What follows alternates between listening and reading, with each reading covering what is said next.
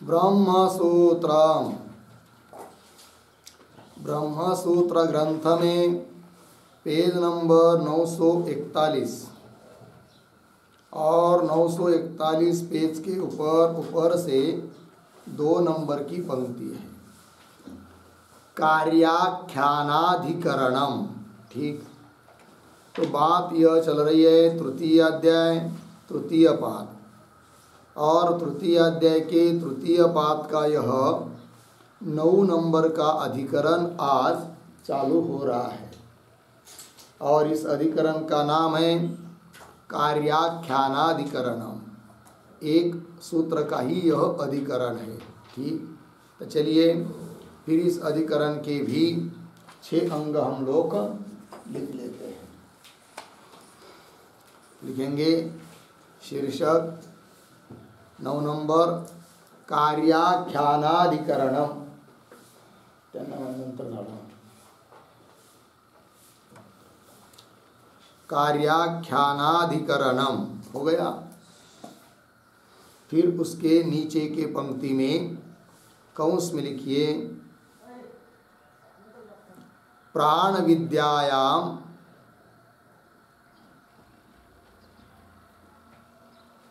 ठीक है, तो नीचे के पंक्ति में लिखिए प्राण विद्यायाम अनग्नता बुद्धेः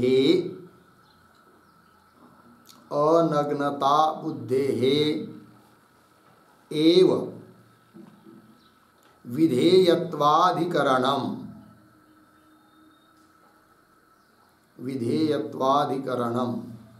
पूर्ण विराम कंस बंद। फिर नीचे की पंक्ति में नंबर 1 संगति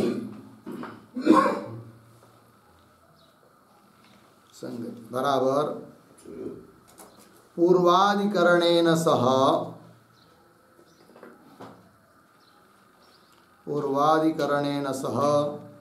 अस्य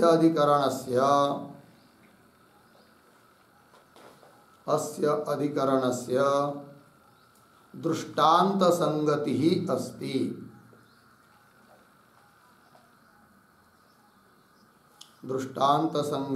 अस्ति। पूर्ण विराम।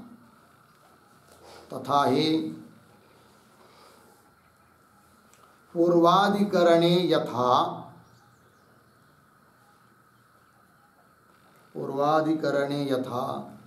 उपसंहार वाक्यानुरोधात्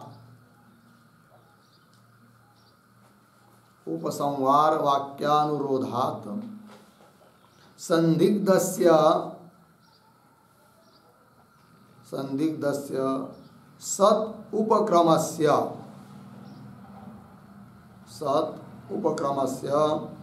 आत्मपरत्वं निर्णीतम्।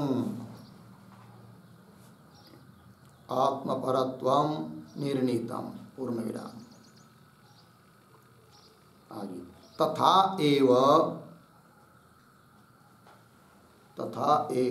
अत्र आगे उद्धरण चिन्ह में आचामेत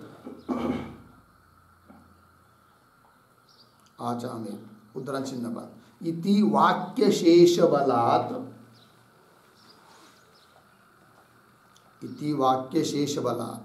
कंस में लिखिए उपसंहार वाक्यात्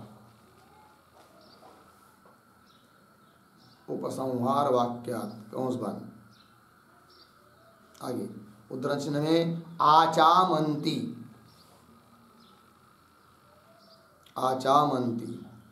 उद्धरण चिन्ह बंद। इति वर्तमानोपदेशस्य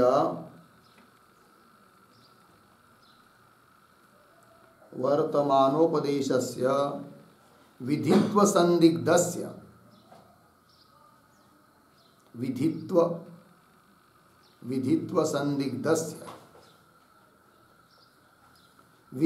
निर्णयः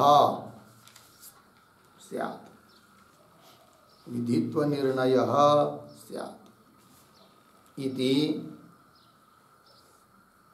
इति दृष्टांत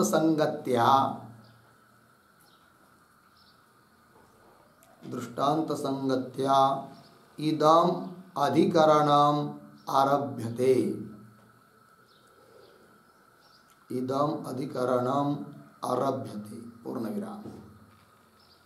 ठीक, अर्थ देखिए, यह अधिकरण है कार्याख्यानाधिकरणम। और क्या कहना है इस अधिकरण में, एक वाक्य में सब बता दिया। तो प्राण विद्या, प्राण उपासना, उस प्रसंग में अनग्नता बुद्धि एव विधेयत्वाधिकरणम। अनग्नता बुद्धि का, बुद्धि में ही बुद्धि ही विधेय है, इस बात को सिद्ध करने के लिए यह अधिकरण है। अनग्नता बुद्धि मतलब क्या? आच्छादित बुद्धि, अर्थात आचमन करने वाला जो है प्राण का उपासक, वह आचमन करते समय इस बात का चिंतन करता है कि ये आचमन ही श्रुति में प्राण का वस्त्र बताया है, जल, आचमन रूप जल प्राण का वस्त्र है। तो मैं भोजन के पहले आचमन कर रहा हूँ, भोजन के बाद में भी आचमन कर रहा हूँ। उस आचमन से मैं प्राण को अनग्न कर रहा हूँ, अर्थात आच्छादित कर रहा हूँ, जैसे कि वस्त्र पहन रहा हूँ, ऐसा वो चिंतन करता है। इसी बात का निर्णय बताना है, करना है इस अधिकरण में। वो विधेय है, उसके अलावा और कोई विधेय वहाँ नहीं है। वो कैसा क्या, वो सब नीचे बात आएगी। तो प्राण विद्यायाम अनग्नता बुद्धि एव विधेयत्वाधिकरणम हो गया। आइए नीचे संगति बता रहे हैं। तो पीछे के अधिकरण के साथ इस अधिकरण की दृष्टांत संगति है। वो कैसे, तब बता रहे तथा ही पूर्वाधिकरणे, पीछे के अधिकरण में यथा जिस प्रकार उपसंहार वाक्यानुरोधात् संदिग्धस्य सत उपक्रमस्य। तो पीछे के अधिकरण में जो बात चर्चा हुई कि छांदोग्य उपनिषद में उपक्रम सत से हुआ है और उपसंहार में आत्मा पद है। अब उपसंहार वाक्य के अनुरोध से, उसके अनुषंग से, उसके आधार पर उपक्रम में जो संदिग्धता थी कि सतपद का अर्थ क्या लिया जाए, किंतु उपसंहार के अनुसार उपक्रमस्थ सतपद का निर्णय वहाँ पर किया गया कि सतपद का अर्थ परमात्मा ही है। ठीक, ये तो संदिग्धस्य सत उपक्रमस्य आत्मपरत्वम, आत्मा ही उसका अर्थ है, परमात्मा अर्थ है, ये निर्णय किया। तो जैसे पीछे के अधिकरण में उपसंहार के वाक्यों को देखकर उपक्रम का निर्णय किया कि उपक्रम में सतपद का अर्थ क्या है करके, उसी प्रकार इस अधिकरण में भी तो उपक्रम में तो आया है आचामंती, जो कि वर्तमान काल बता रहा है, लट, ठीक है ना। फिर उसमें विधि तो प्रतीत नहीं हो रही है, विधि लोट वगैरह विधि वगैरह नहीं है, किंतु उपसंहार वाक्य में आचामेत ऐसा विधि आया है। तो उसके आधार पर उपक्रम वाक्य में, उपक्रम में जो आचामंती आया है वह भी विधि पर ही है, ऐसा निर्णय होगा, करेंगे। तो ये कह रहे, फिर क्या हो गया, पीछे के अनुसार ये हो रहा है, इसका मतलब दृष्टांत संगति हो गई। पंक्ति देखिए, तथा एव अत्र आचामित इति वाक्य शेष बलात् उपसंहार वाक्यात् क्या करेंगे, आचामंती इति वर्तमानोपदेशस्य, जो कि वर्तमान कालीन उपदेश है विधि, और किंतु उसमें विधित्व का संदेह है, क्योंकि आचामंती विधि नहीं है। आचामित ऐसा होता तब वो विधि है कि नहीं। तो विधित्व संदिग्धस्य विधित्व निर्णय है, किंतु उसमें भी विधि है, ऐसा निर्णय होगा उपसंहार को देखते हुए, ये बात। तो पीछे की तरह ये होना है, इसका मतलब पीछे के अधिकरण के साथ इस अधिकरण की संगति बन जाती है, क्या, दृष्टांत संगति। ठीक है, तो वही दे रहे इति दृष्टांत संगत्या इदम अधिकरणम आरभ्यते। इस अधिकरण का आरंभ हो रहा है। आगे चलिए फिर नंबर 2 विषय बराबर प्राण विद्यायाम, प्राण विद्यायाम अनग्न बुद्धि,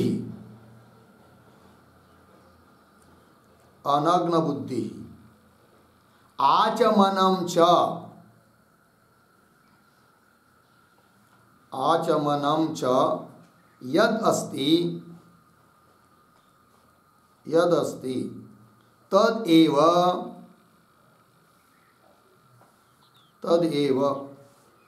अस्य अधिकरणस्य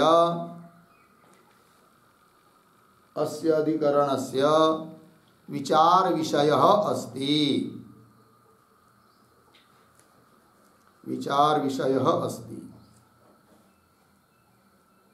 ठीक, देखो भैया। तो प्राण विद्या अर्थात प्राण उपासना, और उस प्राण उपासना के प्रसंग में एक है अनग्न बुद्धि और दूसरा है आचमन, दो चीज, और उन दोनों के बारे में ही यहाँ पर विचार करना है। अतः यही इस अधिकरण का विचार विषय हुआ। ठीक, आगे चलते हैं। नंबर 3, संशय। संशय बराबर छांदोग्ये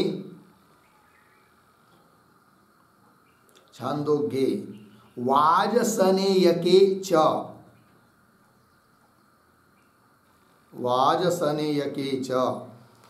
उभयत्र उद्धरण चिन्ह में तस्मात् एवं विद अशिष्यन आचामेत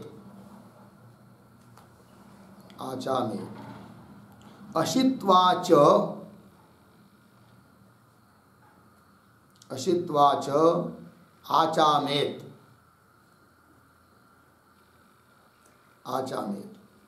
एतम एव तद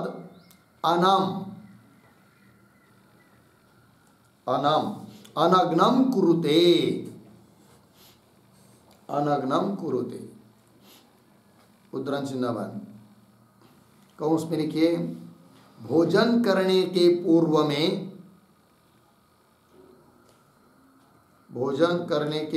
में आचमन करना चाहिए।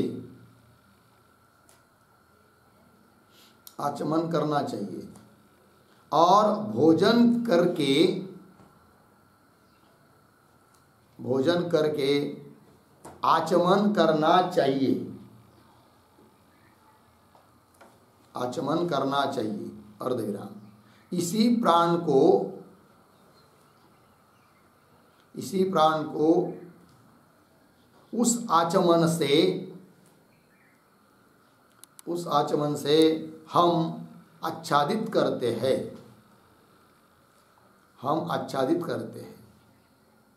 अर्धविराम, ऐसा मानते हैं। पूर्णविराम कंस बंद। आगे इति प्राणस्य आचमनम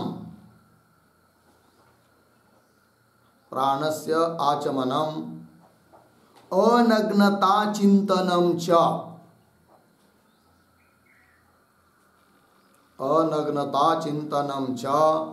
प्रतीयते। पूर्णविराम। तत्र उभय विधाने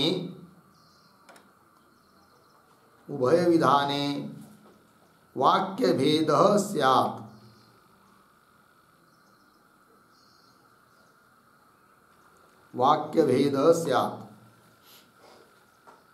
अर्धविराम। इति एकस्मिन् विधेये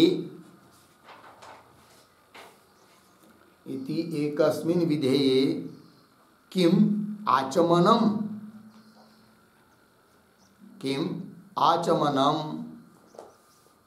अनग्नता चिंतनम वा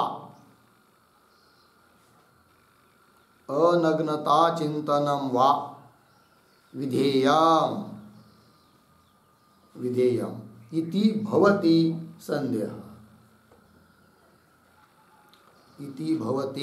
संदेह। ठीक हो गया।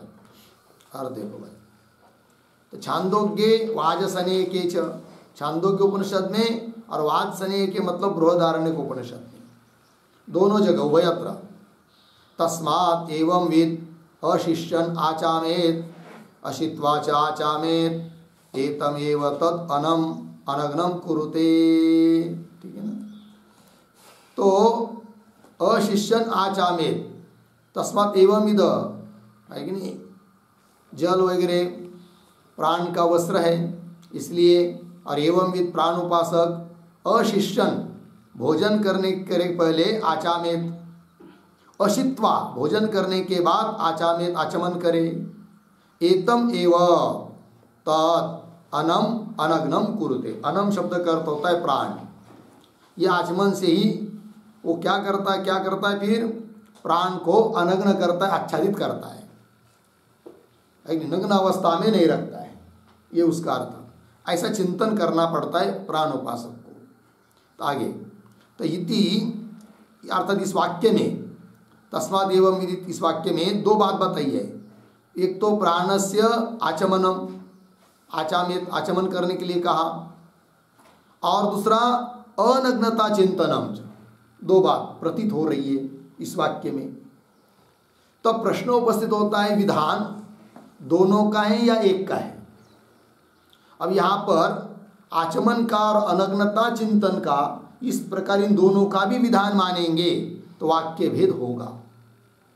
अतः वाक्य भेद न हो, मतलब एक ही वाक्यों के द्वारा दो दो बताए, ऐसा न हो, क्योंकि वाक्य भेद दोष माना गया है। इसलिए दोनों का विधान न मानकर किसी एक का विधान मानना पड़ेगा। अब एक का विधान मानना है तो किसका माने? आचमन विधेय है इस वाक्य के द्वारा या अनग्नता चिंतन विधेय है? दोनों में से कौन है? ये हो गया फिर संशय। वही एकस्मिन् विधेये, एक ही विधेय होने पर किम आचमनम अनग्नता चिंतनम वा विधेयम, दोनों में से कौन है ये बन जाता है संदेह। हो गई बात। आगे चलिए फिर नंबर 4 पर पूर्व पक्ष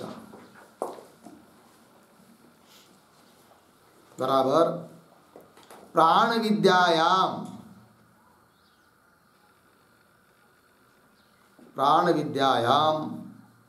वाक्य शेषे श्रूयते,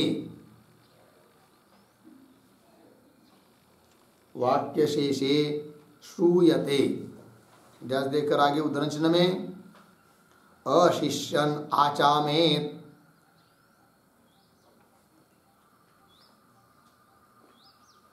अशित्वा च आचामेत, अशित्वा च आचामेत पूर्ण विराम। एतमेव तद अनम, एतम एव तद अनम अनग्नम कुरुते, उद्धरण चिन्ह 1 इति पूर्ण विराम। आगे तत्र प्राणस्य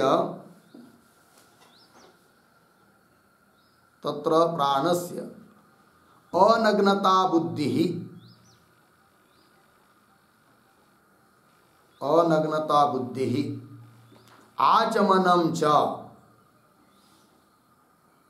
आचमनं च इति उभयं विधेयम्, इति उभयं विधेयम् अर्धविराम। द्वयोः श्रुतत्वात्, द्वयोः श्रुतत्वात् इति पूर्वपक्ष, इति पूर्वपक्ष। ठीक है, देखो भाई अर्थ। तो प्राण विद्यायाम, प्राण उपासना में वाक्य शेष में श्रुति बता रही है क्या?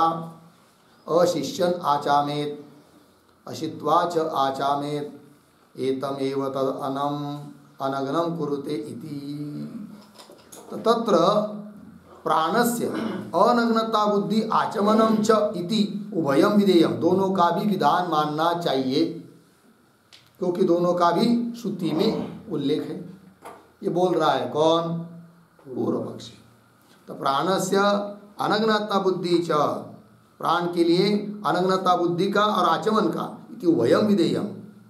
क्यों? द्वयोः श्रुतत्वात्, दोनों का भी प्रतिपादन श्रुति ने किया है, ये पूर्व पक्ष ने कह दिया। ठीक, आगे चलते हैं। नंबर 5 सिद्धांत बराबर उद्धरण चिन्ह में अप्राप्ते शास्त्रम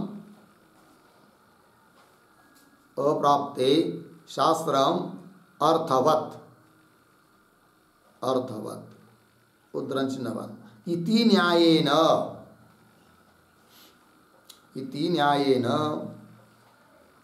मानांतर अप्राप्तम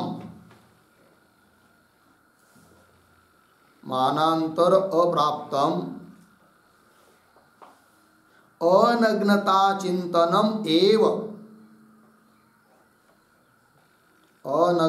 चिंतनम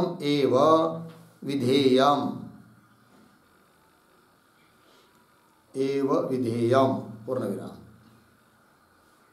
आगे भोजनात् प्राक ऊर्ध्वं च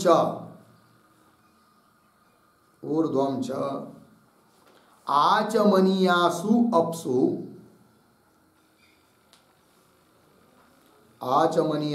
अप्सु वासो बुद्धिं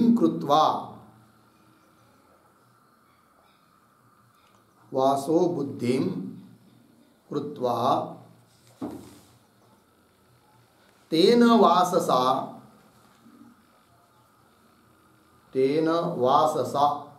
कंस में लिखिए वस्त्रेण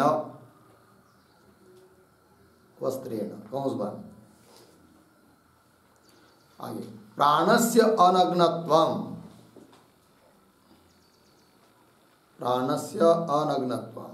कंस में लिखिए आच्छादितत्वम कंस बन। आगे ध्यायेत इत्यर्थः पूर्ण विराम। आगे आचमनम तो शुद्ध्यर्थतया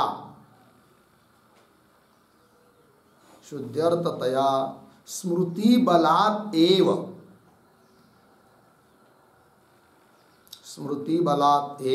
प्राप्तम इति न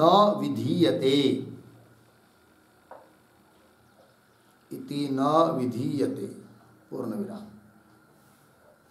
आगे न च तस्याः स्मृतेः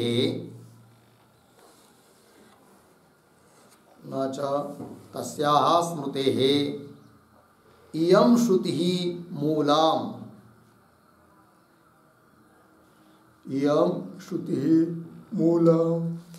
इति शंकनीयम् पूर्ण विराम। वर्णाश्रम धर्म प्रकरणत्व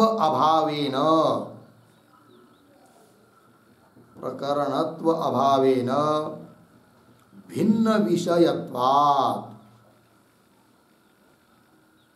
भिन्न विषयत्वात् पूर्ण विराम। आगे मूलभूतम श्रुत्यंतरम तु अनुमेयम्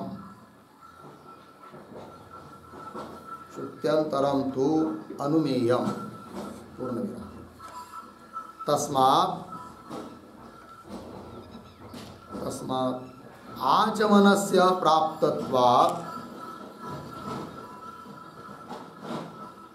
आचमनस्य प्राप्तत्वात् अनग्नता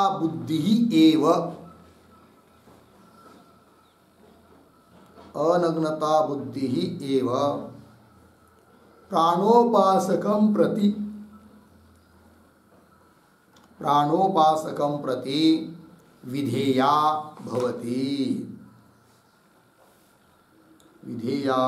भवति इति सिद्धांत पक्षः।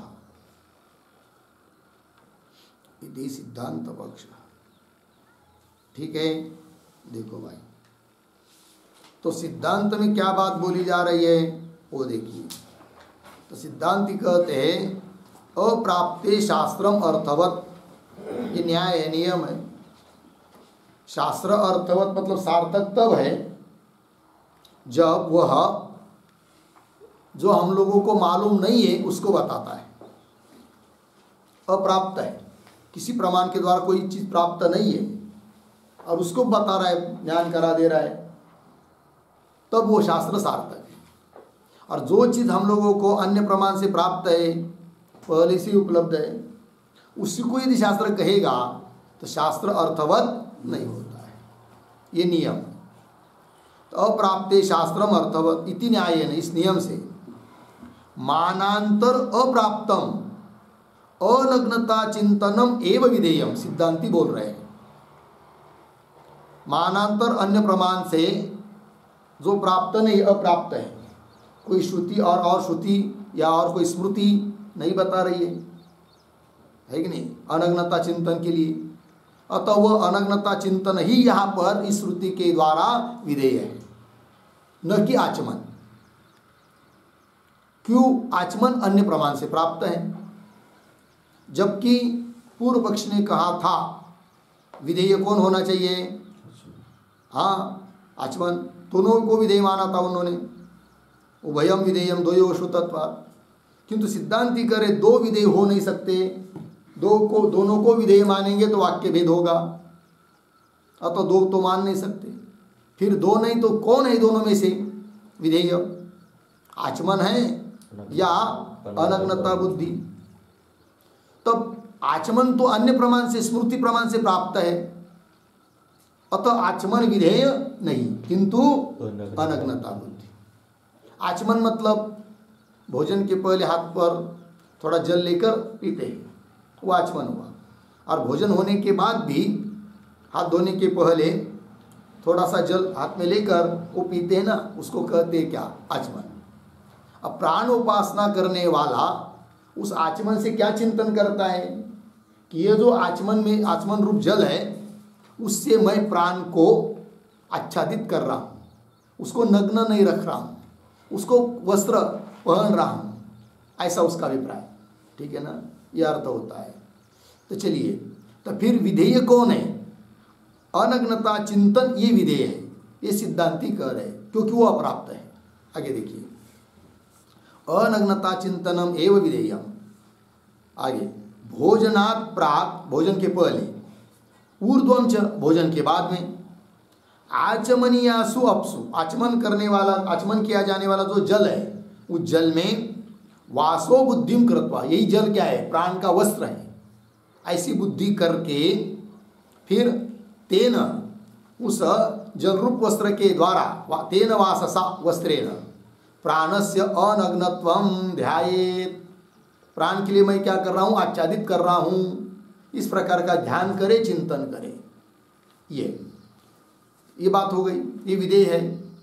और आचमन क्या है फिर? आचमनम तु शुद्ध्यर्थतया स्मृति बलाते वो प्राप्तम, स्मृति कर रही है आचमन करो, उससे वो प्राप्त है आचमन।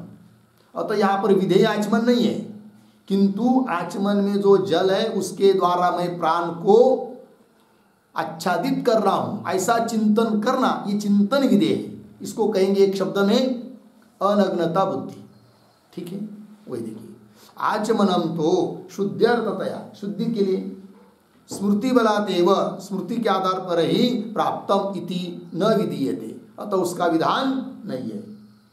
आगे फिर कोई कदाचित शंका करेगा कि जिस स्मृति से आचमन प्राप्त है, उस स्मृति के लिए, स्मृति और क्या होता है? देखिए, एक होती है श्रुति वेद, और एक होता है स्मृति।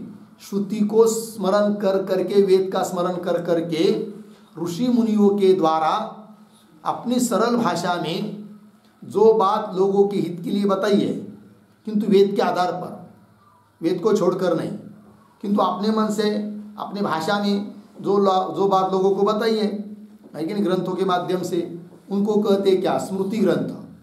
बहुत सारी स्मृति होती है, जैसे याज्ञवल्क्य स्मृति है, मनुस्मृति है, पाराशर स्मृति है कि नहीं, बहुत सारी है। तो ये स्मृति है, और स्मृति तब प्रमाण होती है जब उसके लिए आधार कोई वेद वाक्य रहता है, अर्थात श्रुति मूलक स्मृति ही प्रमाण होती है। वो स्मृति प्रमाण नहीं है जिसके लिए कोई मूल वेद वाक्य न हो। तब कदाचित पूर्व पक्षी बोलेगा कि आचमन स्मृति से प्राप्त है, अतः उसको विधेय आप तुम सिद्धांत लोग नहीं मान रहे हो। किंतु जिस स्मृति से आचमन प्राप्त है उस स्मृति के लिए मूल तो यही श्रुति है ना, अर्थात इस श्रुति से ही प्राप्त है कौन? आचमन। ऐसी शंका करेगा तो अब देखिए, न च तस्या न कानूनवाद में तस्या स्मृते है, तस्या स्मृति मतलब कौन? जिस स्मृति से आचमन प्राप्त है। तो तस्या स्मृते इयं श्रुति मूलम, ये श्रुति मूल है। इति शंकनीयम, न शंकनीयम, न कानवे शंकनीयम के साथ ऐसी शंका नहीं करनी चाहिए। बोलेंगे क्यों? इसलिए कि यह श्रुति उस स्मृति के लिए मूल नहीं हो सकती। क्यों? यह जो श्रुति है इसके द्वारा आचमन का प्रतिपादन इसलिए नहीं मानेंगे कि यह श्रुति वर्णाश्रम धर्म बताने वाला जो प्रकरण उस प्रकरण की नहीं है। वर्ण और आश्रम के लिए जो धर्म बताए जाते हैं और उस धर्मों को बताने के लिए जो प्रकरण वेद में है, उस वेद में उस प्रकरण में यदि ये श्रुति होती तब इस श्रुति के द्वारा आचमन का विधान हो रहा है और यह श्रुति उस स्मृति के लिए मूल है, ऐसा हम तब मानते। लग गया कि नहीं? किंतु यह श्रुति उस स्मृति की मूल हो नहीं सकती। तो बोलेंगे फिर जिस स्मृति में आचमन बताया है उस स्मृति के लिए कोई श्रुति मूल नहीं है क्या? तो बोलेंगे ऐसा थोड़ी हम कहते कि उस स्मृति के लिए कोई मूल श्रुति है ही नहीं है। जरूर है, किंतु ये नहीं है उसके भिन्न कोई श्रुति उसके लिए मूल होगी, उसका अनुमान कर लो। ये कह रहे सिद्धांती। तात्पर्य इस श्रुति के द्वारा आचमन का विधान नहीं है, केवल अनग्नता बुद्धि का विधान है, यह अभिप्राय। ठीक, पंक्ति देखिए, न शंकनीयम। क्यों? वर्णाश्रम धर्म प्रकरणत्व अभावेन, क्योंकि यहाँ का जो श्रुति का प्रकरण है वो वर्ण और आश्रम के धर्म बताने वाला प्रकरण नहीं है। प्रकरणत्व अभावेन भिन्न विषयत्वात्, इसका विषय भिन्न है, प्राण उपासनादि विषय है। आगे फिर मूलभूतम श्रुत्यंतरम तो अनुमेयम, ठीक है ना। मूलभूत जो श्रुति है वो अन्य श्रुति है, उसका अनुमान तुम लोग कर लो कि स्मृति में यह बात बताई है, अर्थात जरूर इस स्मृति के लिए कोई तो श्रुति मूल होगी, ऐसा अनुमान। मूलभूतम श्रुत्यंतरम तो अनुमेयम, लग गया। तस्मात् आचमनस्य प्राप्तत्वात्, कुल मिलाकर आचमन जो है वह स्मृति से प्राप्त है, अतः उसका विधान यहाँ नहीं है, ये सिद्धांती कह रहे हैं। फिर विधान किसका है भाई? अनग्नता बुद्धि का विधान है। तस्मात् आचमनस्य प्राप्तत्वात् अनग्नता बुद्धि एव प्राणोपासकम प्रति विधेया, प्राण की उपासना करने वाले के प्रति विधान विधेय अनग्नता बुद्धि है, विधेया भवति इति सिद्धांत। हो गया जी। चलिए आगे, फिर आगे नंबर 6 पर प्रयोजनम बराबर पूर्व पक्षे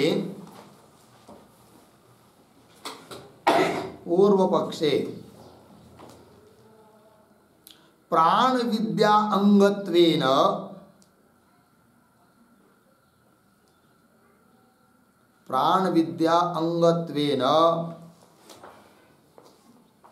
अपूर्वस्य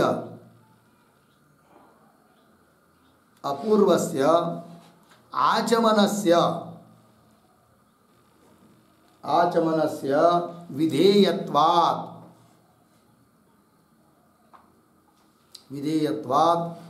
अन्यत्र अपि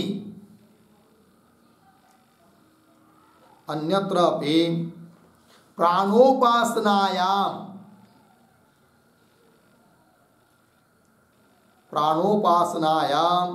उपसंहारः भवति, इति प्रयोजनम विद्यते,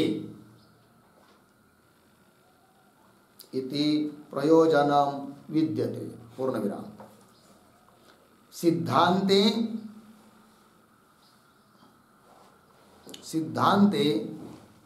आचमनस्य अविधेयत्वात्, आचमनस्य अविधेयत्वात् तद अनुपसंहारः, तद अनुपसंहारः अस्ति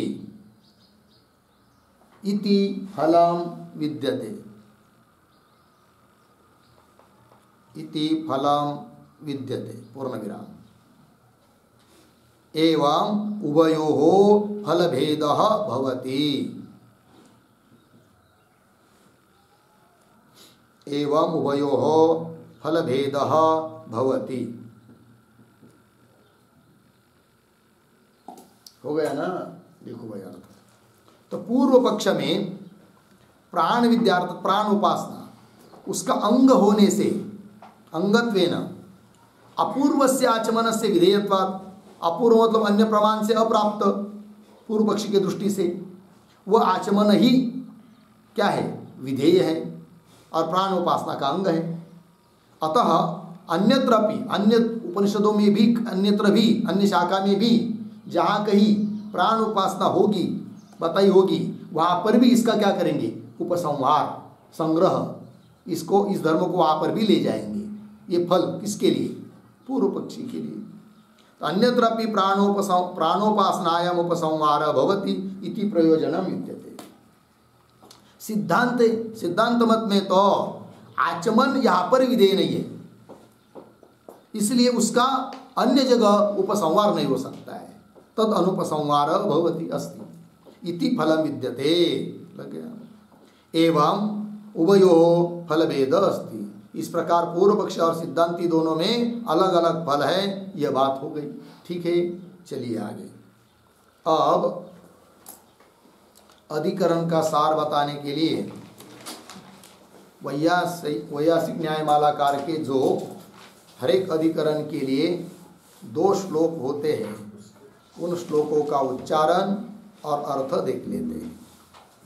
तो देखिए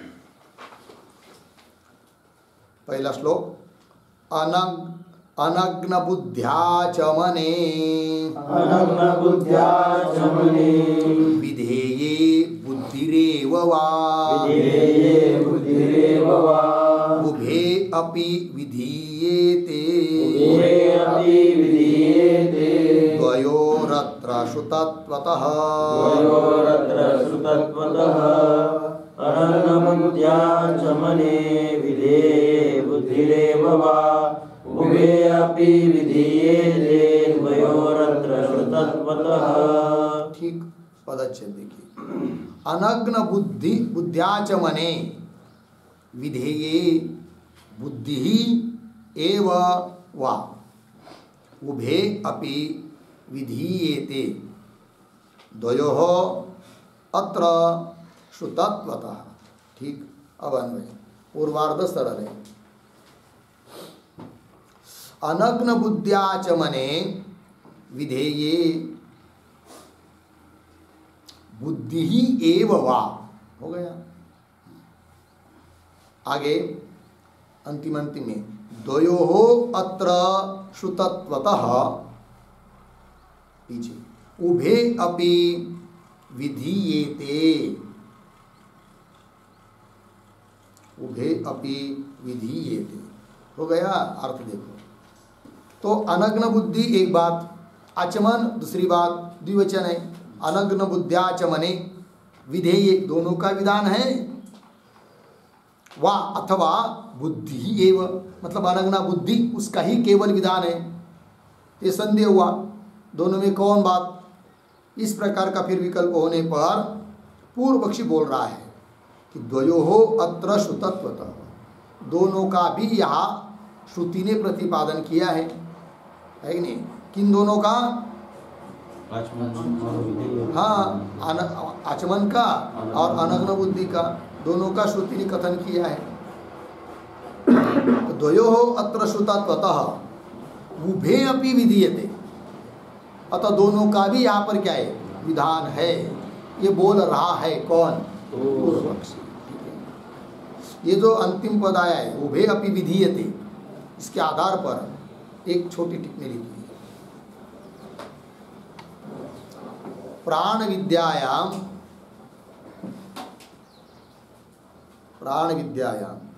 आगे उद्धरण चिन्ह में अशिष्यन आचामेत, अशिष्यन आचामेत, अशित्वाच आचामेत, अशित्वाच आचामेत अर्धविराम एतम एव,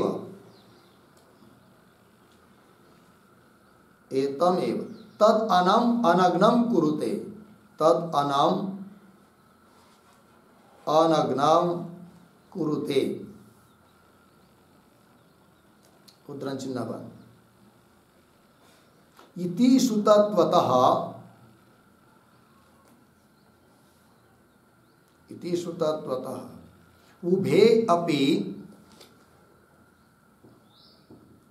उभे अपि अनग्न बुद्धि आचमने,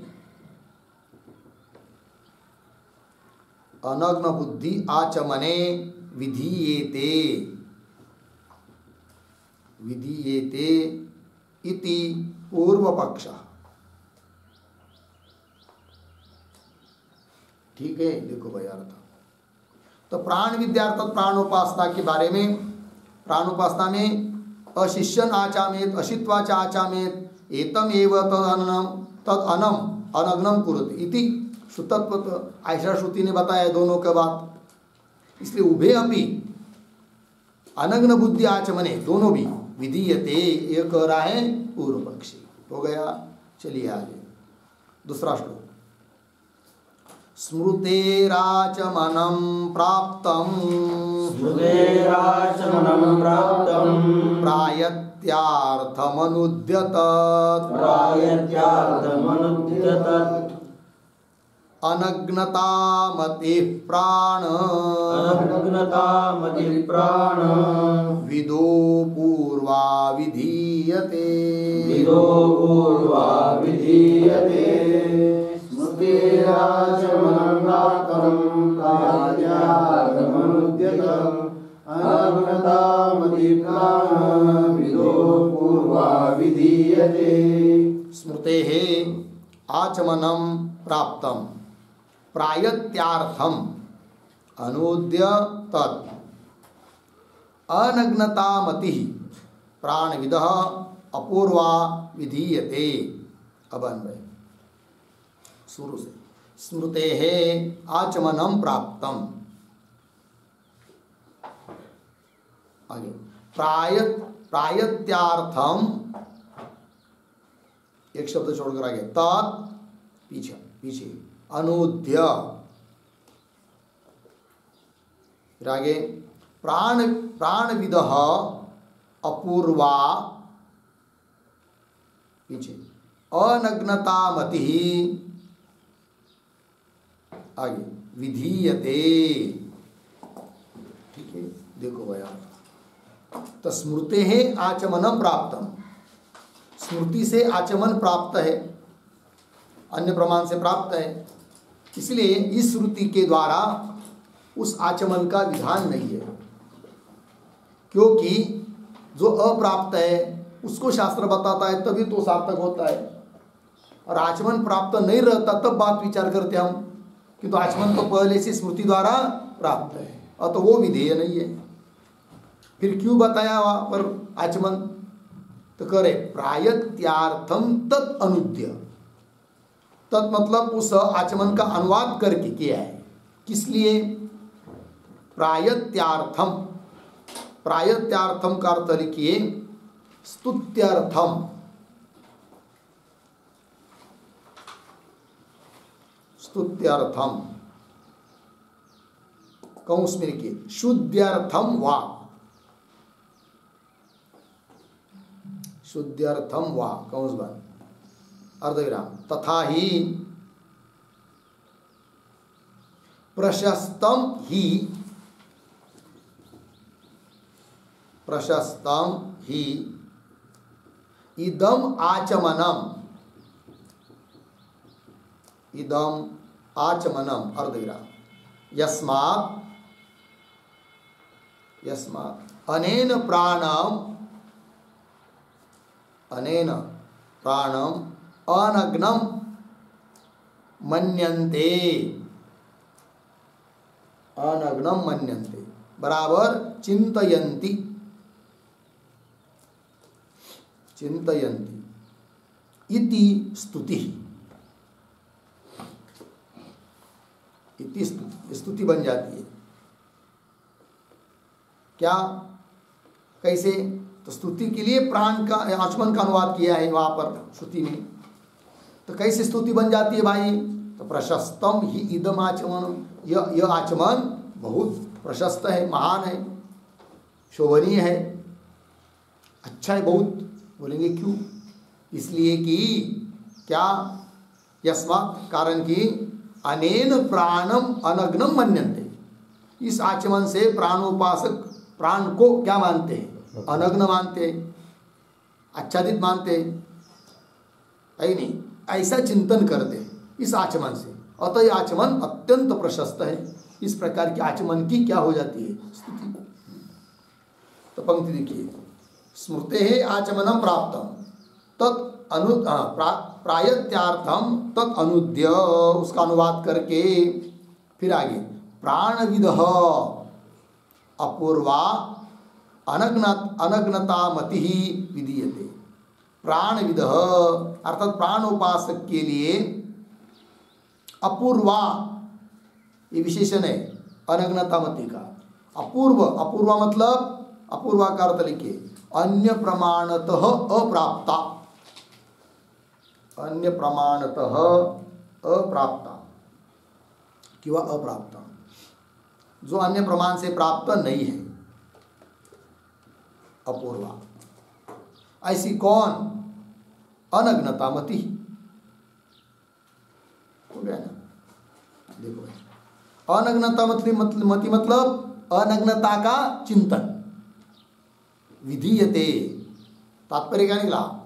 प्राण उपासक के लिए जो प्राप्त नहीं है, ऐसा जो अपूर्व अनग्नतामति, अनग्नता का चिंतन, उसका यहाँ पर विधान है विधीयते। ये हो गया सिद्धांत पक्ष। ठीक, चलिए आगे अब भाष्य में चलते हैं।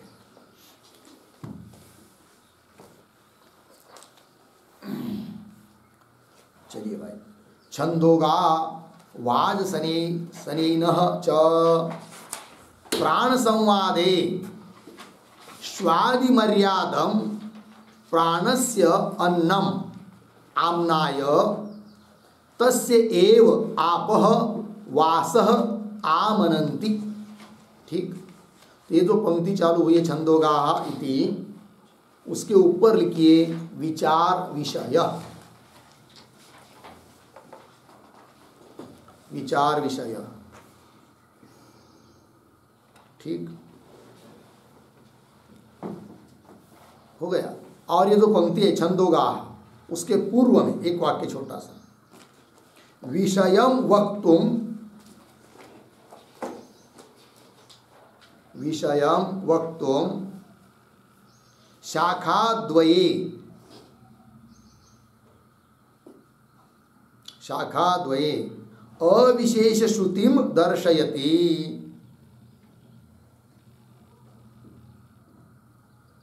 अविशेष श्रुतिम दर्शयति, कौंस में लिखिए ज्ञापयति,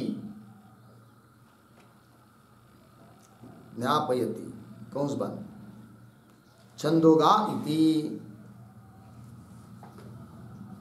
देखो भैया, तो विषय कहने के लिए शाखा द्वये, दो शाखा छांदोग्य बृहदारण्यक, दोनों में अविशेष श्रुति, सामान्य श्रुति, दोनों जगह समान बात वाली श्रुति, उस श्रुति को ज्ञापित कर रहे।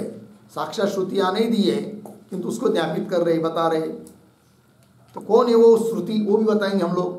तो पहले शब्दशः पंक्ति देखिए, छंदोगाः, छांदोग्य वेद का अध्ययन करने वाले, वात्सनीनः च, बृहदारण्यक उपनिषद वाले, प्राण संवादे, प्राण के संवाद में, जहाँ प्राण का संवाद हुआ है वहाँ पर क्या स्वादि मर्यादम प्राणस्य अन्नम आमनाय, आमनाय कथयित्वा, कथन करके, क्या कथन करके, जब प्राण ने पूछा था कि मेरा अन्न कौन है, मेरा वस्त्र कौन है, तब वागादियों ने बताया था तुम्हारा अन्न है वो है कि जो स्वादि पर्यंतम, मर्यादम, मर्यादम का अर्थ होता है पर्यंत, अर्थात कुत्ते आदि तक जितने भी प्राणी हैं वे सब तुम्हारा अन्न है। मतलब वे सब प्राणी जिस चीज को खाते हैं वही तुम्हारा क्या है, अन्न है। ऐसा बताया है उस प्राण को वागादियों ने। ठीक, एक बात ये हो गई। और फिर वस्त्र क्या है वो भी बताया पंक्ति देखिए भाष्य में, स्वादि मर्यादम प्राणस्य अन्नम आमनाय, प्राण क्या अन्न है ऐसा कह कर तस्य एव, तस्यैव प्राणस्यैव, उसी प्राण के लिए आपह वास, वासः वस्त्रम है कि नहीं, आप जल ही, आप मतलब जल, जल ही वस्त्र है, ऐसा आमनंती कथयंती। कौन आमनंती का कर्ता कौन है, आप वास आमनंती, आमनंती इस क्रियापद का कर्ता कौन है, छंदोगाः वाजसनेनः च, ये कथन करते हैं। ठीक है, तो चलिए इस पर थोड़ी सी एक टिप्पणी लिखेंगे हम लोग, वहाँ का प्रसंग क्या है वो समझने के लिए। तो लिखेंगे उद्धरण चिन्ह में, मैं किम अन्नम, मैं किम अन्नम, किम वासः,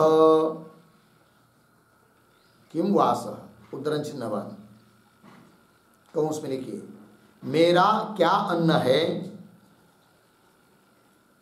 मेरा क्या अन्न है, अर्धविराम, क्या वस्त्र है, पूर्णविराम कंस बन, आगे, इति प्राणेन पृष्टाः, इति प्राणेन पृष्टाः वागादयः ऊचुः, वागादयः ऊचुः, पूर्णविराम, आगे, यद इदम किंच, यद इदम किंच अश्वभ्यः, अश्वभ्यः आकृमिभ्यः, आकृमिभ्यः तत् ते अन्नम,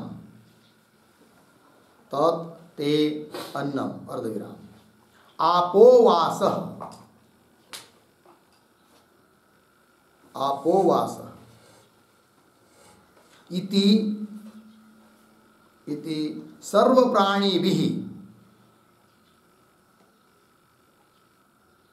सर्वप्राणिभिः भुज्यमानं, भुज्यमानं यद इदं, यद इदं प्रसिद्धं, प्रसिद्धं स्वादिपर्यन्तम् अन्नम, स्वादिपर्यन्तम् अन्नम तत्, तत् प्राणस्य तव अन्नम, प्राणस्य तव अन्नम, अर्धविराम, आपः आच्छादनम,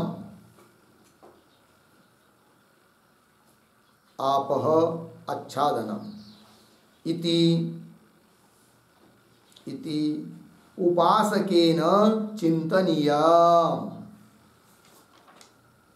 इति उपासकेन चिंतनीयम् इत्यर्थः। ठीक है, देखो भाई आप, तो क्या है वो दोनों श्रुतियों में, दोनों शाखाओं में समान बात। तो प्राण संवाद के बारे जब प्रसंग आता है तब प्राण ने पूछा वागादियों को, क्या पूछा, मैं किम अन्न, मेरा अन्न क्या है, कौन है, किम वास, मेरा वस्त्र कौन है, इति, इस प्रकार प्राणेन पृष्टा, प्राण के द्वारा पूछे गए वागादिक। फिर वो वागादिक बोले क्या, अरे भाई प्राण, क्या यदिदम किंच, जो भी यहाँ कुछ भी, अश्वभ्य घोड़ा गाय से लेकर आकृमिभ्य छोटे मोटे कीड़े कृमि तक है कि नहीं, जो भी उनके लिए अन्न है वही तुम्हारा क्या है, अन्न है। आकृमिभ्य तत् ते अन्न, उनके लिए जो अन्न है वही ते ताम तुम्हारे लिए अन्न है। और आपो वास, जल ही तुम्हारे लिए क्या है, वस्त्र है। इति सर्व प्राणी भी भुज्यमानम यत् इदम प्रसिद्धम स्वादि पर्यंतम अन्न, सभी प्राणियों के द्वारा खाया जाने वाला जो भी यह प्रसिद्ध अन्न है, स्वादि पर्यंत, कुत्ता कृमि आदि तक जो भी अन्न खाया जा रहा है प्राणियों के द्वारा अन्न, तत्प्राणस्य तव अन्न, वही तुम प्राण के लिए क्या है, अन्न है, ये बताया। और आप आच्छादन, आप क्या है, आच्छादन है, वस्त्र है तुम्हारे लिए। इति, ऐसा चिंतन उपासक ने भी करना चाहिए, उपासक ने करना चाहिए, ठीक है ना, प्राण उपासना वालों ने। तो इति उपासकेन चिंतनीय, हो गया इतनी बात। आगे चलिए भाष्य में। तो छंदोगा वाजसनीन च प्राण संवादे स्वादि मर्यादम प्राणस्य अन्नम आमनाय तस्यैव अपह आपह वास आमनन्ति, इतनी बात हो गई। आगे चलिए। अनंतरम च छंदोगाः आमनन्ति, ठीक है। तो ये जो पंक्ति चालू हो गई अनंतरम, उसके पूर्व में एक वाक्य लिखिए अवतरण। शाखाद्वये अपि, शाखाद्वये अपि अविशेष श्रुतिम उक्त्वा, अविशेष श्रुतिम उक्त्वा विशेष श्रुति भेदम आह, विशेष श्रुति भेदम आह अनंतरम इति।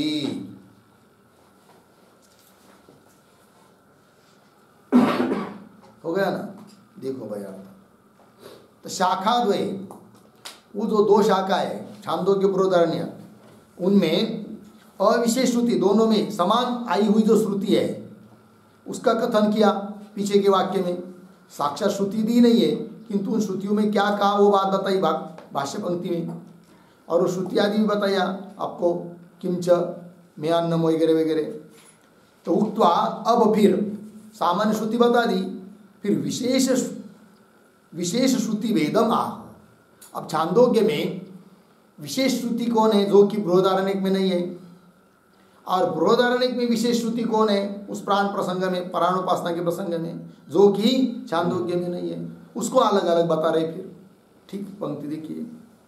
अनंतरम छंदोगाः आमनन्ति, छांदोग्य उपनिषद वाले कहते हैं, क्या कहते हैं, तस्माद्वा एतत् अशिष्यन्तः पुरस्ताच्च उपरिष्टाच्च अद्भिः परिददति इति, ये बात बोलते हैं।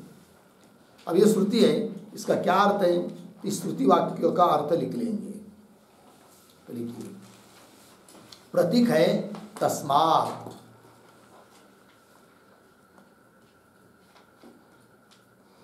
तस्मात् बराबर अपाम प्राणवस्त्रत्वात्, अपाम प्राणवस्त्रत्वात्। आगे प्रतीक अशिष्यन्तः, अशिष्यन्तः बराबर बराबर अशनं कुर्वन्तः श्रोत्रियाः, अशनं कुर्वन्तः श्रोत्रियाः। कौंस में लिखिए, भोजन करते हुए श्रोत्रिय लोग, भोजन करते हुए श्रोत्रिय लोग, पूर्ण विराम कौंस बन। फिर आगे प्रतीक एतत्, एतत् बराबर एतत् कुर्वन्ति, एतत् कुर्वन्ति पूर्ण विराम। कौंस में लिखिए किम तत्, किम तत् प्रश्न चिन्ह, आगे की तरफ बांध देकर कौंस बंद, फिर आगे प्रतीक पुरस्तात्, पुरस्तात् बराबर भोजनात् पूर्वम, भोजनात् पूर्वम अर्धविराम, पुनः प्रतीक उपरिष्टात्, उपरिष्टात् बराबर भोजनात् ऊर्ध्वम,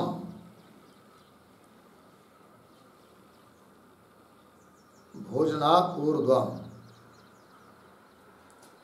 कौंस में लिखिए भोजन के बाद में, भोजन के बाद में कौंस बंद, च अर्धविराम, आगे आचमंती, आचमंती इति यत्, इति यत् तत्, तत् अद्भिः प्रतीक है, अद्भिः बराबर जलेन,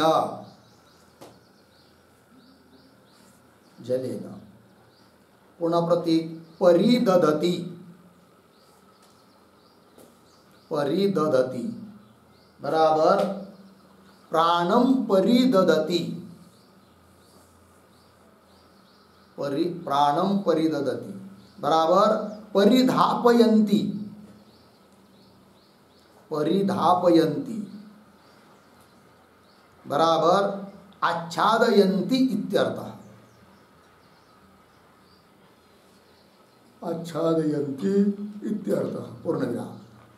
आइए पूर्वोत्तरासु,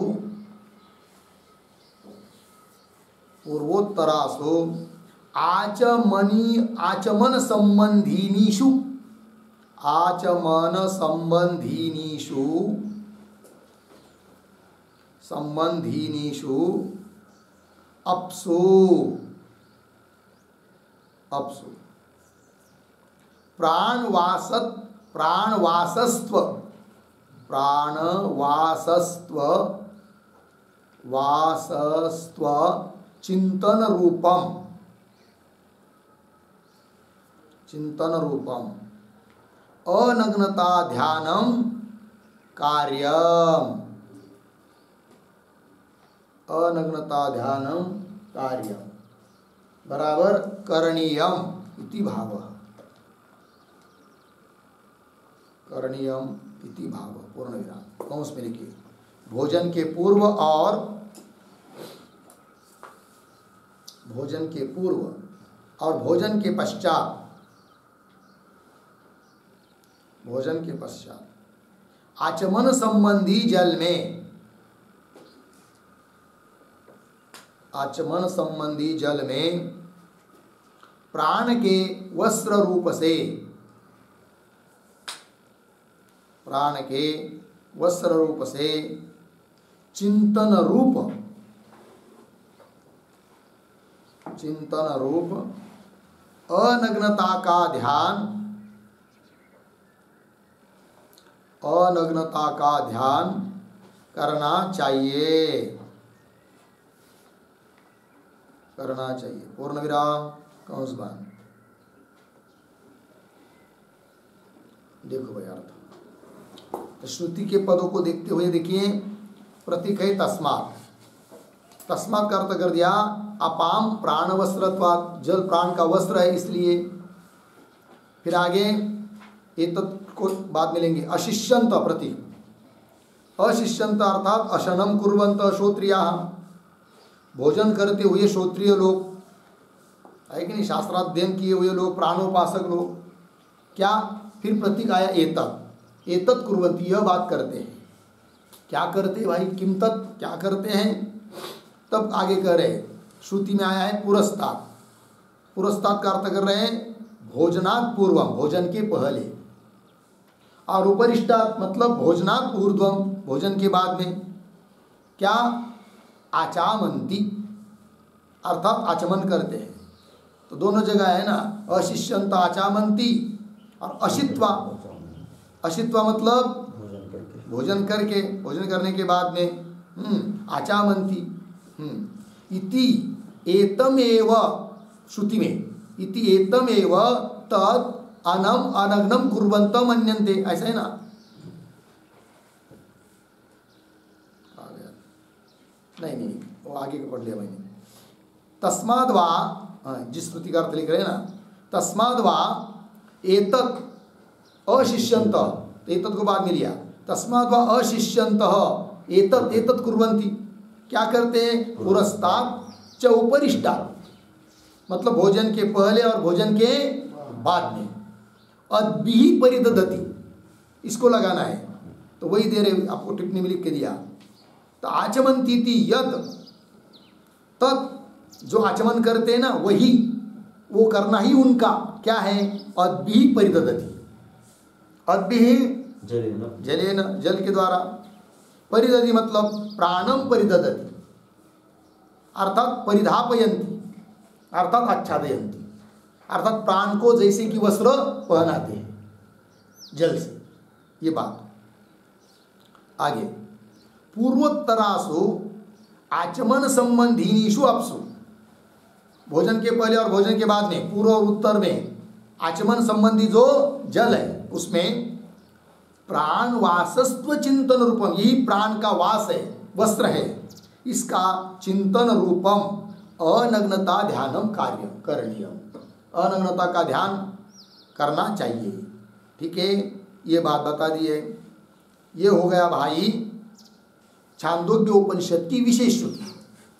दोनों उपनिषदों का सामान्य बात बताकर फिर छांदोग्य में क्या विशेष है वो बात बताई। फिर आगे चली भाष्य में, वाजसनीन तु आमनंती।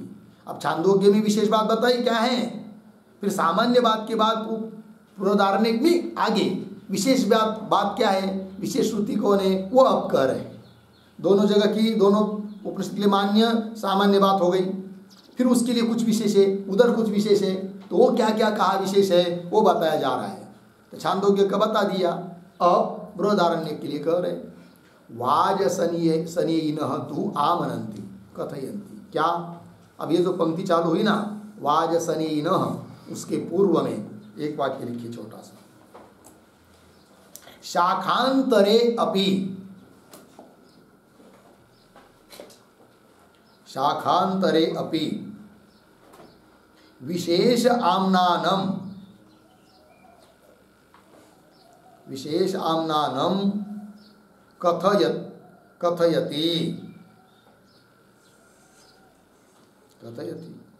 वाजसनेन इति। शाखांतरे मतलब छांदोग्य को छोड़कर दूसरी शाखा मतलब बृहदारण्यक, उसमें शाखांतरे भी विशेष आम्नानम, विशेष श्रुति उसको कथन कर रहे आप। तो देखिए फिर भाष्य में, वाजसनीन तु आमनन्ति कथयन्ति, क्या कहते, तद विद्वांसः श्रोत्रियाः अशिष्यन्तः आचामन्ति अशित्वा च आचामन्ति एतम एव तद अनम अनग्नम कुर्वन्तः मन्यन्ते। बृहदारण्यक 6:1-14।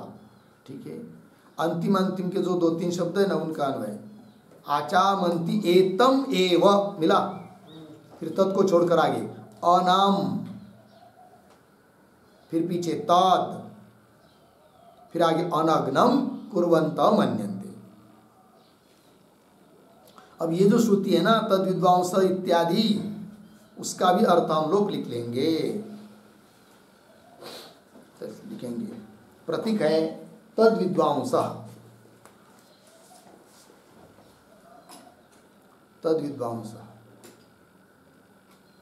बराबर तत्, तत् बराबर तस्मात्, तस्मात् अर्धविराम आगे, यस्मात् प्राणस्य, यस्मात् प्राणस्य आपः वासः, आपः वासः तस्मात् तस्मात् इति अस्मिन् अर्थे तत्शब्दः अस्मिन् अर्थे तत्शब्दः पूर्ण विराम। फिर प्रतीक विद्वांसः बराबर प्राण विद्यावन्तः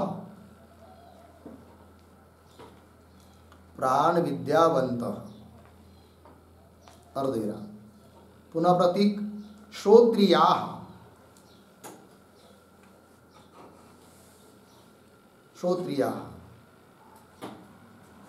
बराबर कौंस में लिखिए शास्त्राध्ययन किए हुए लोग,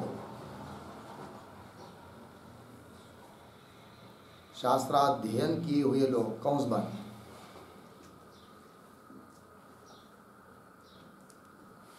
आगे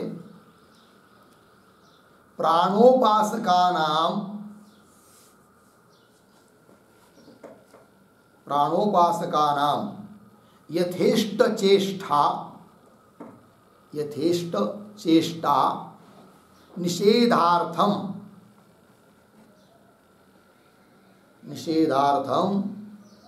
श्रोत्रिय पदम पूर्ण विराम। फिर आगे प्रतीक है अशिष्यन्तः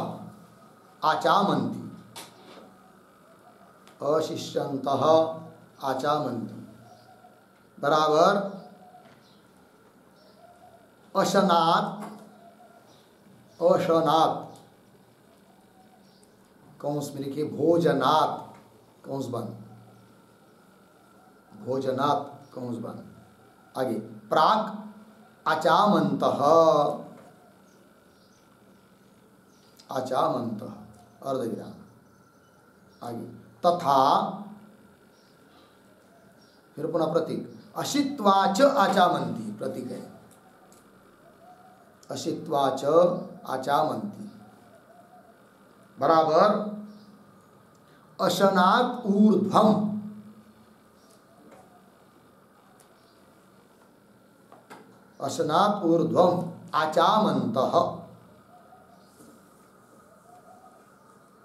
आचामन्तः कौंस में लिखिए पूर्व के विद्वानों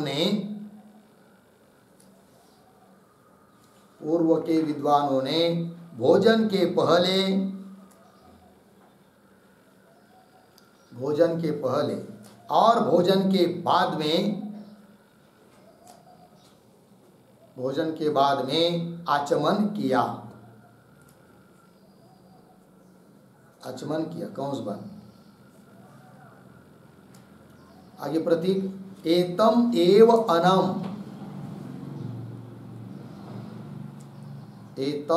अनम बराबर प्राणम अर्धविराम। पुनः आगे प्रतीक तत् बराबर तेन आचमनेन।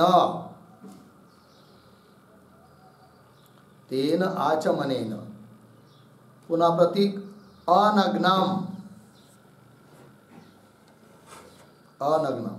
बराबर वाससा परिहितम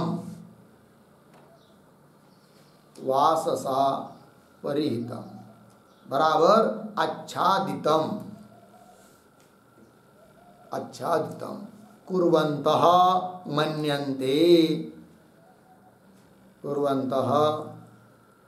मन्यन्ते प्रतीक बराबर चिंतयन्ति इत्यर्थ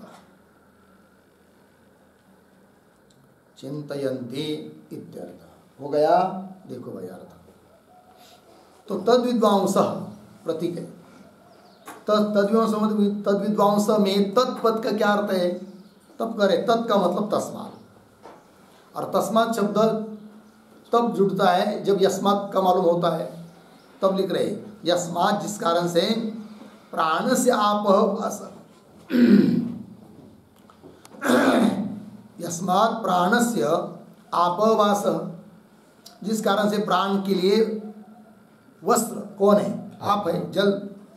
तस्मात्, इसलिए तस्मात् इति अस्मिन् अर्थ, इस अर्थ में तत् शब्द आया है, तद विद्वांस में। तत् विद्वांस मतलब क्या? प्राण विद्यावंत, अर्थात प्राण उपासना करने वाले। फिर उन्हें एक विशेषण दिया है, श्रोत्रिया, अध्ययन किए हुए लोग, शास्त्र शाखा का अध्ययन किए हुए लोग, शास्त्राध्ययन किए हुए लोग। बोलेंगे श्रोत्रिया, ये विशेषण देने की क्या जरूरत है? इसलिए कि जो प्राण उपासक है उनका यथेष्ट चेष्टा, मनमानी उनके आचरण वो न लिया जाए, उसका निषेध हो, इसलिए पद दिया है उनके लिए विशेषण। कौन? श्रोत्रिय। तो वही कहा, यथेष्ट चेष्टा निषेधार्थम श्रोत्रिय पदम। ठीक है ना? आगे चलिए फिर। अशिष्यंत, ऐसे जो विद्वान प्राणोपासना करने वाले लोग, शाखाध्ययन शास्त्राध्ययन किए हुए लोग क्या करते भाई? अशिष्यंत आचमंती, मतलब अशनाद प्राग, भोजन के पहले आचमन करते हैं। तथा अशित्वा आचमंती, और अशनाद पूर्व, भोजन के बाद में भी क्या करते? आचमन करते। तो पूर्व के विद्वानों ने भोजन के पहले और भोजन के पीछे आचमन किया। फिर आगे प्रतीक, एतम एव, यही क्या? अनम, अनम का अर्थ है प्राणम। तत् तेन आचमनेन, क्या करते उस प्राण को? अनग्नम, अनग्नम वाससा परिहितम, जल रूप वस्त्र से परिहित करते, आच्छादित करते हैं। और आच्छादित करते हुए मन्यन्ते, चिंतयन्ते, चिंतन करते कि हम आचमन कर रहे हैं, अर्थात इस आचमन रूप जल से प्राण को वस्त्र परिधान कर रहे हैं, इस प्रकार का चिंतन करते हैं। लग गया जी? और इस प्रकार का चिंतन प्राणोपासक ने करना चाहिए, ये उसके लिए क्या है? विधान है, ये कह रहे हैं। ठीक है, चलिए आगे। तो देखिए, वाजसनेन तु आमनन्ति, क्या? तद विद्वांसः श्रोत्रियाः अशिष्यन्त आचामन्ति, अशित्वाच आचामन्ति, एतम एव तद अनग्नम कुर्वन्त मन्यन्ते। बृहदारण्यक 6:1-14 हो गया। आगे तस्मात्, ये भी श्रुति है, तस्मात् एवं विद अशिष्यन् आचामेत, अशित्वाच आचामेत, एतम एव तद अनग्नम कुरुते। ठीक है, अब देखो भाई, अभी जो पीछे की श्रुति गई उसमें आचामंती पद आया है, और अब क्या आ रहा है? आचामेत। ठीक है ना? लेकिन ये क्या है? उपसंहार की श्रुति है, थोड़ी सी शाखा अलग है। तो क्या है वो? ये जो तस्मात् इत्यादि पंक्ति है ना, अभी पड़ी हुई श्रुति, उसके पूर्व में एक छोटा वाक्य लिखा उदाहरण, कान्वानाम आम्नान विशेषम उक्त्वा, कान्वानाम आम्नान विशेषम उक्त्वा, लिखा कान्वानाम आम्नान विशेषम उक्त्वा माध्यन्दिनानाम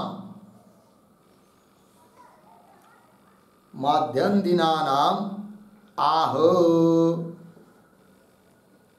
तस्मात् इति।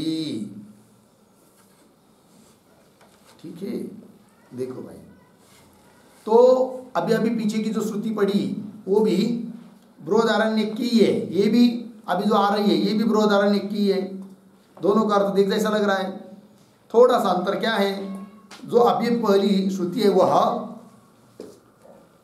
बृहदारण्य के उपनिषद की तो है, किंतु कान्व शाखा की है। ठीक है ना? और तो कान्वानाम आम्नान विशेषम उक्त्वा, कान्व शाखाओं में जो श्रुति विशेष, आम्नान विशेष है, श्रुति विशेष है, उसका कथन किया। अब माध्यन्दिना नाम, तो माध्यन्दिन शाखा का भी एक है, कौन? बृहदारण्य उपनिषद। जैसा ईशावास्य उपनिषद 2 शाखा का है, थोड़ा सा अंतर होता है उसमें, कोई ज़्यादा नहीं है कि नहीं? जैसे हम लोग नहीं कहते क्या, ज्ञानेश्वरी तो ज्ञानेश्वर महाराज की ही है, किंतु कभी कभी थोड़ी अलग वो भी आदि दिखाई देती है, पाठभेद या थोड़ा आगे पीछे ऊपर नीचे, तो बोलते फिर आपकी ज्ञानेश्वरी किस प्रकाशन की है? अमुक प्रकाशन की है, और हमारी अमुक प्रकाशन की है। ज्ञानेश्वरी तो एक ही है, किंतु प्रकाशन अलग। उस प्रकार यहाँ भी या प्रकाशन नहीं लेना, किंतु जिन ऋषि ने पाठ किया है, पढ़ाया है, उन ऋषि से वो शाखा बन गई, तो थोड़ा थोड़ा नाम अलग हो जाता है। तो कान्व शाखा और माध्यन्दिन शाखा, ठीक है। तो कान्व शाखा का विशेष श्रुति वाक्य दिया, अब माध्यन्दिन शाखा का उसी बृहदारण्यकोपनिषद का आमनान विशेष श्रुति विशेष को दे रहे हैं तस्मात् इत्यादि पंक्ति से, ठीक है। तस्मात् एवं विद अशिष्यंत अशिष्यन आचामेत, आगे ऊपर के जैसी शब्द है, थोड़ा फर्क है, वार्ता समान है, किंतु तस्मात् एवं इत्यादि एक दो शब्द का अर्थ थोड़ा लिखना है। तो इस श्रुति के ऊपर भी एक छोटी सी टिप्पणी लिखते हैं। तो प्रतीक है तस्मात्, तस्मात् बराबर यस्मात् पूर्वे प्राणविदः, यस्मात् पूर्वे प्राणविदः स्वयं आचामन्तः, स्वयं आचामन्तः प्राणम प्राणम अनग्नम, अनग्नम बराबर वाससा परिहितं कुर्वन्तः, वाससा परिहितं कुर्वन्तः मन्यन्ते, मन्यन्ते तस्मात्, फिर आगे प्रतीक एवं विद, एवं विद बराबर इदानीन्तनः अपि, इदानीन्तनः अपि प्राणविद, प्राणविद बराबर प्राणोपासकः, प्राणोपासकः एवं कुर्यात्, एवं कुर्यात् इत्यर्थः। हो गया, देखो भाई। तो तस्मात् मतलब जिस कारण से पूर्व के प्राणोपासक लोगों ने स्वयं आचमन करके प्राण को अनग्नम अर्थात वासा परिहितम कुर्वन्त मन्यन्ते, हम प्राण को इस जल से आच्छादित कर रहे, ऐसा चिंतन किया है। तस्मात् एवं विद, एवं विद मतलब इदानीन्तनः अपि प्राणविद, अब वर्तमान काल के प्राण उपासक लोगों ने भी एवं कुर्यात ऐसा ही करना चाहिए। भोजन के पहले भोजन के बाद में आचमन करना चाहिए, और आचमन करते समय इस जल से हम प्राण को वस्त्र पहन रहे, आच्छादित कर रहे, ऐसा चिंतन करना चाहिए। ठीक है, चलिए आगे। तस्मात् एवं विद अशिष्यन् आचामेत अशित्वाच आचामेत एतम एव तत् अनग्नम कुरुते इति। होगा इतनी बात। आगे तत्र तु आचमनम अनग्नता चिंतनम च प्राणस्य प्रतीयते। ठीक है ना, क्या बात कही गई? ये जो पंक्ति चालू हुई है तत्र, तत्र के पहले एक छोटा वाक्य, पाठत्रये अपि, पाठत्रये अपि आपातिकम अर्थम आह, आपातिकम अर्थम आह तत्र इति। ठीक है, देखो भाई अर्थ। तो पाठ त्रय अपि, तीन पाठ हुआ। एक तो छांदोग्य उपनिषद का वाक्य श्रुति वाक्य दिया, दूसरा वात्सनीय का श्रुति वाक्य दिया, और पुनः एक तीसरा शाखा भेद से वाक्य दिया। तो तीनों पाठों में आपातिकम, आपाततः ऊपर ऊपर से देखने से जो अर्थ मालूम पड़ रहा है, प्रतीत हो रहा है, उसको अब बता रहे हैं। तत्र तो आचमनम एक बात, अनग्नता चिंतनम च ये दूसरी बात, प्राणस्य प्रतीयते, प्राण के लिए दोनों बात की प्रतीति हो रही है। कौन कौन दो बात? एक बात आचमन, दूसरी बात अनग्नता चिंतनम। ठीक, फिर आगे तत्किम उभयम अपि विधीयते उत आचमनम एव उत अनग्नता चिंतनम एव इति विचार्यते। संशय, ये संशय का स्वरूप हो गया। तो ये जो पंक्ति चालू हुई है तत्किम, तत्किम के पहले एक छोटा वाक्य, अत्र उभयोः अपि, अत्र उभयोः अपि अपूर्वत्वात्, अपूर्वत्वात् संशयम आह, संशयम आह तत्किम इति। ठीक है, देखो भाई, अत्र यहाँ पर उभयो अपि, अपूर्व, दोनों बात अपूर्व है, अन्य किसी प्रमाण से प्राप्त नहीं है, इसलिए संशय हो रहा है। क्या संशय? संशय का स्वरूप दे रहे हैं। तो दोनों बात अप्राप्त, दोनों मतलब आचमन और अनग्नता चिंतन। ठीक, तो वही कह रहे संशय का स्वरूप। तत्किम, क्या फिर उभयम अपि विधीयते, दोनों का विधान किया जा रहा है, आचमन का और अनग्नता बुद्धि का, दोनों का विधान किया जा रहा है। उत अथवा आचमनम एव, केवल आचमन का विधान किया जा रहा है। उत अथवा अनग्नता चिंतनम एव, केवल अनग्नता चिंतन का विधान किया जा रहा है। ये संशय हुआ भाई। एव इति विचार्यते, इस बात का विचार करना है अब। ठीक है, फिर आया किम तावत प्राप्त, दोनों में से फिर कौन प्राप्त होता है, कौन बात उचित है। तो सबसे पहले बोलने लगा पूर्व पक्षी, तब आगे उभयम अपि विधीयते इति। तो ये जो पंक्ति चालू हो रही उभयम अपि, उसके ऊपर लिखिए पूर्व पक्ष। ठीक है, तो पूर्व पक्षी सबसे पहले अपनी बात बताएगा, फिर सिद्धांती उसका खंडन करके मुख्य सिद्धांतों को बताएंगे। किंतु इन सभी बातों का विचार हम लोग कल करते हैं। ओम पूर्णमदः पूर्णमिदं पूर्णात् पूर्णमुदच्यते पूर्णस्य पूर्णमादाय पूर्णमेवावशिष्यते। ओम शांति शांति शांति।